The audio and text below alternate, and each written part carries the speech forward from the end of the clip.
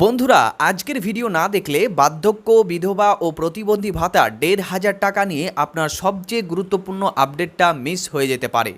বন্ধুরা, আজকের এই ভিডিওতে বার্ধক্য ভাতা, বিধবা ভাতা এবং প্রতিবন্ধী ভাতার একটি অত্যন্ত গুরুত্বপূর্ণ আপডেট নিয়ে আলোচনা করব। আজ ৯ জুলাই হয়ে গেল, কিন্তু যাদের প্রতি মাসে ১,৫০০ টাকা করে ভাতা পাওয়ার কথা, তাদের অনেকের ব্যাংক অ্যাকাউন্টে এখনও পর্যন্ত সেই টাকা জমা পড়েনি। এই বিষয়টি নিয়ে আপনারা অনেকেই চিন্তিত এবং আপনারা অনেকেই কমেন্ট করে জানতে চাইছেন যে এখন অবধি কেন এই টাকা ঢুকলো না।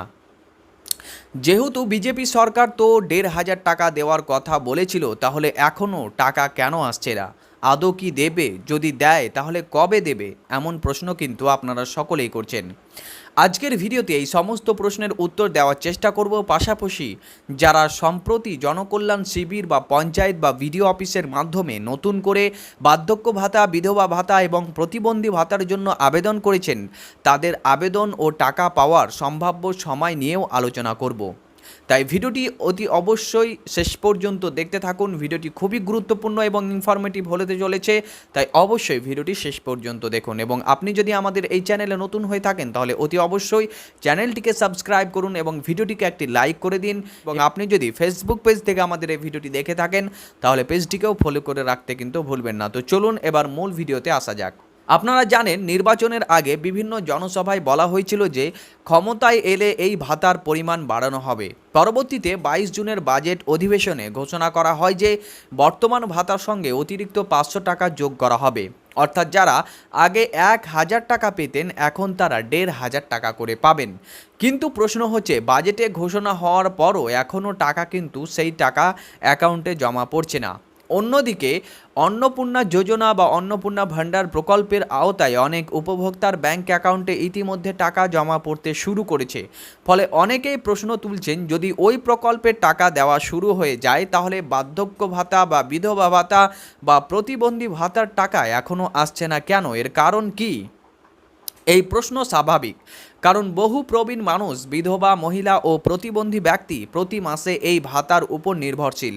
চিকিৎসা, ওষুধসহ নিত্য প্রয়োজনীয় খরচের জন্য এই অর্থ তাদের কাছে অত্যন্ত গুরুত্বপূর্ণ এবং প্রয়োজনীয়। বিভিন্ন সূত্র থেকে যে তথ্য জানা যাচ্ছে, তাতে বলা হচ্ছে যে বর্তমানে বিভিন্ন সরকারি প্রকল্পের আবেদন ও উপভোক্তাদের তথ্য ভেরিফিকেশন করা হচ্ছে। একই সঙ্গে অনেক ক্ষেত্রে লাইফ সার্টিফিকেট বা অন্যান্য প্রয়োজনীয় নথিও যাচাই করা হচ্ছে। এই যাচাই প্রক্রিয়া সম্পূর্ণ হওয়ার পরেই ধাপে ধাপে নতুন হারে টাকা দেওয়ার প্রক্রিয়া শুরু হতে পারে বলে জানা যাচ্ছে। তবে এই বিষয়ে এখনও সরকারিভাবে নির্দিষ্ট তারিখ ঘোষণা করা হয়নি, তাই নির্দিষ্ট দিন জানিয়ে দেওয়া কিন্তু এখনও সম্ভব নয়। এদিকে আগের সরকার থেকে যারা নিয়মিত ১,০০০ টাকা করে ভাতা পেয়ে আসছিলেন, তাদের অনেকের অ্যাকাউন্টে জুলাই মাসের সেই টাকা ইতিমধ্যে জমা পড়েছে। এখন প্রশ্ন, ১,৫০০ টাকা করে কবে থেকে পাওয়া যাবে? সরকারি তরফে নির্দিষ্ট তারিখ প্রকাশ না হওয়ায় নিশ্চিত কিছু বলা সম্ভব নয়। তবে ভেরিফিকেশন প্রক্রিয়া শেষ হওয়ার পর নতুন হারে অর্থ প্রদান শুরু হতে পারে বলে বিভিন্ন সূত্র থেকে জানা যাচ্ছে। সরকারিভাবে ঘোষণা হলেই আমরা সবার আগে আপনাদেরকে কিন্তু সেই ঘোষণাটাইও জানিয়ে দেব। এবার আসি নতুন আবেদনকারীদের বিষয়ে। যারা জনকল্যাণ শিবির, পঞ্চায়েত বা বিডিও অফিসের মাধ্যমে নতুন করে আবেদন করেছেন, তাদের অনেকের আবেদন এখনও সরকারি পোর্টালে পেন্ডিং বা ভেরিফিকেশন রয়েছে। এর অর্থ হলো, আপনার আবেদন এখনও যাচাই করা হচ্ছে। সংশ্লিষ্ট আধিকারিকরা সমস্ত নথি পরীক্ষা করে আবেদন অনুমোদন করলেই তবেই আপনার নাম উপভোক্তার তালিকায় যুক্ত হবে এবং নিয়ম অনুযায়ী ভাতা টাকা আপনার ব্যাংক অ্যাকাউন্টে কিন্তু পাঠানো হবে। তাই যারা নতুনভাবে আবেদন করেছেন, তাদের কাছে অনুরোধ, ধৈর্য ধরে অপেক্ষা করুন এবং সময়ে সময়ে আপনার আবেদনের পত্রের স্ট্যাটাসটি দেখতে থাকুন।